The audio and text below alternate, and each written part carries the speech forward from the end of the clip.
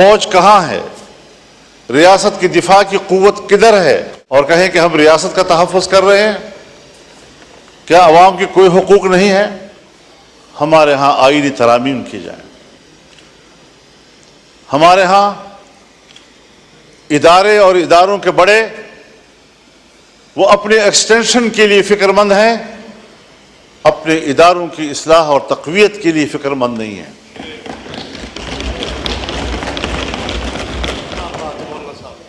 Extension کا عمل اگر فوج کے اندر ہے تب بھی غلط ہے، اگر عدلیہ کے اندر ہے تب بھی غلط، سول بیوروکریسی کے اندر ہے تب بھی غلط ہے۔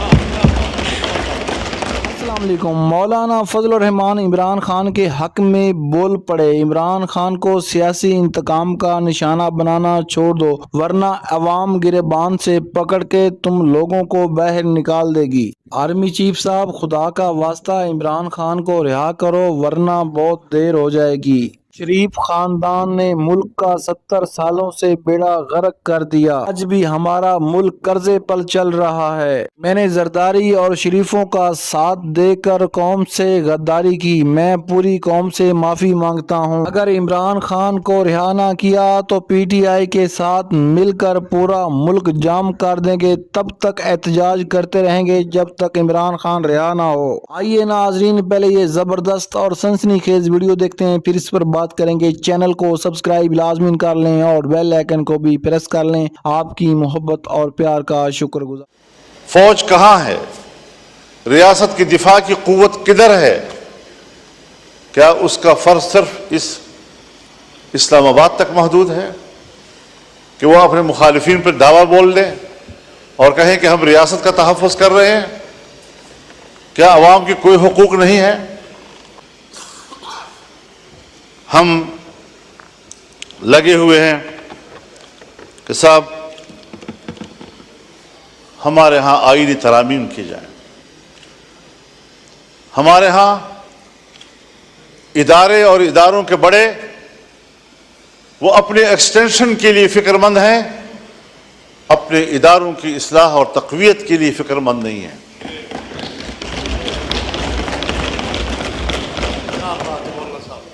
ایکسٹینشن کا عمل اگر فوج کے اندر ہے تب بھی غلط ہے، اگر عدلیہ کے اندر ہے تب بھی غلط ہے، اگر سول بیوروکریسی کے اندر ہے تب بھی غلط ہے۔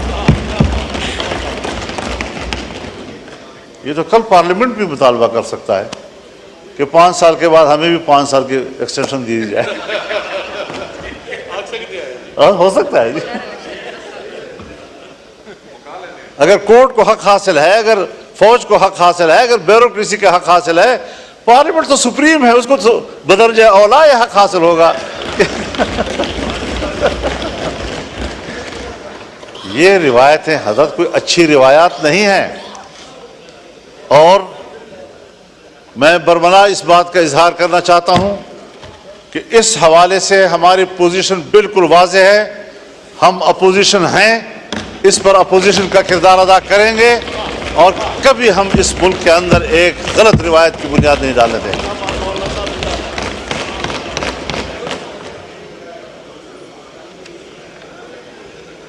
جناب اسپیکر، ہم ان مراحل سے گزر چکے ہیں۔ جنرل مشرف کا زمانہ تھا، ہم اپوزیشن میں تھے، ایل ایف او کے ذریعے انہوں نے سپریم کورٹ کے چیف کے جج کی عمر 68 سال کر دی تھی، اور ہم نے لڑ کر اس کی عمر کو 65 پہ لے آئے بڑے مشکل کے ساتھ۔ ایک فوجی حکومت میں فوج کے فیصلے کو ریڈیوس کیا جہاں تک ہم سے ہو سکتا تھا۔ میری اپنی ذاتی رائے یہی تھی کہ ان کو 62 سال تک رکھا جائے، لیکن بہرحال دوستوں کی اجتماعی رائے میں 65 سال ہوئی۔ اس 65 سال کے فیصلے پر ہمارے بھائی ہیں، ہمارے محترم ہیں، پاکستان پیپلز پارٹی اس وقت یہاں ہمارے ساتھ اپوزیشن میں بیٹھی تھی، اپوزیشن میں بیٹھ کر انہوں نے میرے اوپر تنقید کی تھی، ایم اوپر تنقید کی تھی کہ آپ نے 65 سال کیوں دیے ہیں ہم کو۔ آج آپ ان کی عمر کے اضافے میں وہاں اس بینچوں پہ بیٹھ کر اس کی تائید کریں گے؟ کیسے کریں گے؟ کیوں کریں گے میرے بھائی؟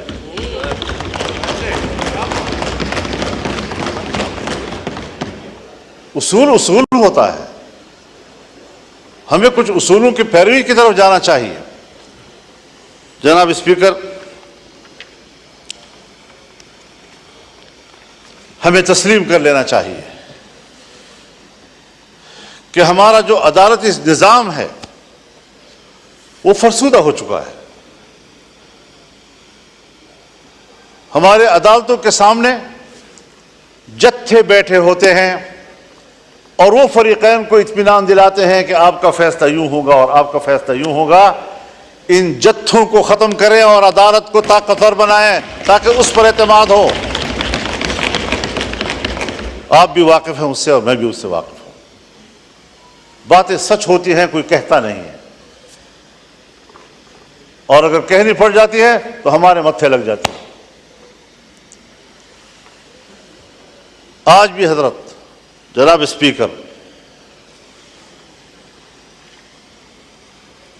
ہماری عدالتیں لابیوں میں تقسیم ہو چکی ہیں، اور وہ باہمی طور پر عدلیہ نہیں بلکہ وہ ایک سیاسی گروہ بن چکے ہیں۔ کوئی ایک پارٹی کو سپورٹ کر رہا ہے تو کوئی دوسری پارٹی کو سپورٹ کر رہا ہے۔ میں کہتا ہوں چیف جسٹس میری مرضی کا ہو، آپ کہتے ہیں نہیں چیف جسٹس میری مرضی کا ہو۔ کیوں؟ یہاں پر بات کیوں آ گئی ہے؟ ہم نے اس ایوان نے کیا اس نظام میں اصلاحات کی طرف نہیں جانا؟ جناب اسپیکر، میں تجویز کروں گا، حکومت کے سامنے تجویز کروں گا، کیونکہ اول فرض ان کا بنتا ہے کہ جوڈیشل ریفارم لائے جائیں، اپوزیشن کے ساتھ بیٹھ کر لائے جائیں، اس پر کمیٹی بنائی جائے اور بتایا جائے کہ ہم عدالت کا نظام کیا ہونا چاہیے۔ چیف جسٹس کے لیے ہائی کورٹس کے کرام، آپ لوگوں سے میرا ایک سوال ہے کہ کیا واقعی مولانا فضل الرحمان جو ہیں وہ عمران خان کے حق میں ہیں؟ اب وہ چاہتے ہیں کہ یہ فارم 47 کی حکومت ختم ہو اور پی ٹی آئی کی حکومت بنے اور وہ پی ٹی آئی کے ساتھ اتحاد کر کے حکومت میں آئیں۔ اپنی رائے کا اظہار کمنٹ سیشن میں ضرور کیا کریں، کیونکہ آپ کی رائے ہمارے لیے بہت اہم ہوتی ہے۔ اور ہیں اور سپریم کورٹ کے معیارات اور ہیں، فوج میں چیف کے لیے معیارات اور ہیں، اور عدلیہ میں چیف کے لیے معیارات اور ہیں۔ ان معیارات کو یکساں کیا جائے۔ کہیں پر آپ کچھ کر رہے ہیں تو کہیں پر آپ کچھ کر رہے ہیں، کسی کو کوئی رعایت دے رہے ہیں، اور جب آپ ایکسٹینشن میں مشکل محسوس کرتے ہیں تو مجھے یاد ہے کس طرح ہمارے ہاتھ مروڑ کر ہم سے جبری طور پر ایک چیف آف آرمی اسٹاف نے اس ایوان کے اندر قانون سازی کرائی۔ آپ کو بھی یاد ہے، مجھے بھی یاد ہے کتنا ہم نے اس جمہوریت کو کمزور کر دیا ہے۔ اور پھر جو ایوان اس پر یہ چھاپ لگ جائے کہ یہ عوام کی نمائندہ کم اور اسٹیبلشمنٹ کی نمائندہ زیادہ، پھر آپ کو بحیثیت ایوان کے اسٹیبلشمنٹ کی نوکری کرنی پڑے گی، عوام کی خدمت آپ نہیں کر سکتے۔ آج 60,000 سے زیادہ مقدمات سپریم کورٹ میں پینڈنگ پڑے ہیں۔ ان لوگوں کا کیا قصور ہے جن کے مقدمات نسل در نسل چلتے رہتے ہیں؟ ایک نسل میں مقدمے کا فیصلہ نہیں ہوتا اور ہم پر ایمرجنسی لاگو ہوتی ہے۔ ہم نے آج ایک قانون پاس کرنا ہے، کل دوسرا قانون پاس کرنا ہے، سیاستدانوں کو یہ کرنا ہے، سیاستدانوں کو وہ کرنا ہے۔ اس چیز میں ہم لگے ہوئے ہیں۔ کیا یہ نہیں ہو سکتا کہ آئینی معاملات کے لیے ایک مستقل عدالت ہی بنا دی جائے تاکہ عام عدالتیں ہمارے وہ غریبوں کے معاملات کو طے کریں، عام آدمی کے معاملات کو طے کریں اور فیصلہ کریں کہ جلد از جلد انصاف مہیا کیا جائے۔ ہمارے ملک کے اندر انگریز کے دور کا وہ نظام عدل موجود ہے کہ جو صدیوں تک مقدمات چلتے ہیں اور طے نہیں ہو سکتے۔ آج بھی ہم اسی روش پہ چل رہے ہیں۔ ہمیں پاکستان بنانے کے بعد آج عدلیہ کے حوالے سے بھی انقلابی فیصلے کرنے ہوں گے تاکہ ہمارے غریب آدمی کو جلد از جلد انصاف مہیا ہو سکے۔ کیا کر رہے ہیں آپ لوگ؟ تو نظام کو تبدیل کرنا ہے، تبدیلی لانی ہے تو پھر صحیح معنوں میں تبدیلی لائے. میرے حق میں ہو وہ تبدیلی اور آپ کے حق میں ہو تو وہ تبدیلی نہیں، اس کو تبدیلی نہیں کہا جاتا. اپنی روش پر تبدیل کرنا پڑے گا، اپنے اعتماد کو بحال کرنا پڑے گا، اور اس پارلیمنٹ کو سپریم بنانا ہوگا. پارلیمنٹ میں اگر پارلیمنٹ سپریم ہے تو ہر ممبر یہاں پر بات کر سکتا ہے. یہاں پر عدلیہ پہ بھی بات ہو سکتی ہے، ہم اس سے بھی سپریم ہیں. یہاں پر فوج پہ بھی بات ہو سکتی ہے، ہم اس سے بھی سپریم ہیں. لیکن سب ہمیں اپنا ماتحت سمجھتے ہیں. آج یہاں بات کرو توہین عدالت کا مقدمہ آ جائے گا ہمارے پیچھے. آج یہاں فوج کے کردار پر آپ تنقید کریں، ریاست کے کردار پر آپ تنقید کریں. آپ بلوچستان میں کیا کر رہے ہیں، آپ کے پی میں کیا کر رہے ہیں؟ آپ نے پورے ملک کو اپنے قبضے میں لیا ہوا ہے، امن و امان کا کوئی نام و نشان نہیں ہے. اس پر آپ بحث کریں، ایجنسیاں آ جاتی ہیں آپ کو ایوان سے پکڑ کے لے جاتی ہیں. وہ تو آپ کے آئین میں لکھا ہوا ہے کہ ہم عدلیہ اور فوج کے خلاف نہیں بات کر سکتے، تو اس لیے ان کی اصلاح کے لیے تو بات کر سکتے ہیں. جی اصلاح کے لیے تو ہاں، بالکل تو بس میں اصلاح کی بات کر رہا ہوں. میں ان کو تنقید تو نہیں کر رہا، سر آنکھوں پر عدالتیں فوج کے جنرل سر آنکھوں پہ.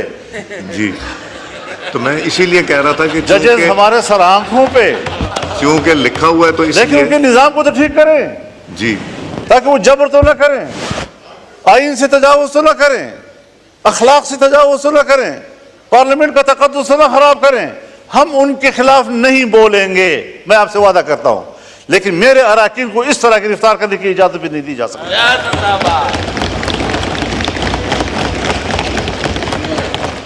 آپ کسٹوڈین ہیں، آپ نے صحیح کردار ادا کیا ہے، اور صرف ایوان کی بلڈنگ نہیں، لاجز بھی آپ کے انڈر ہیں.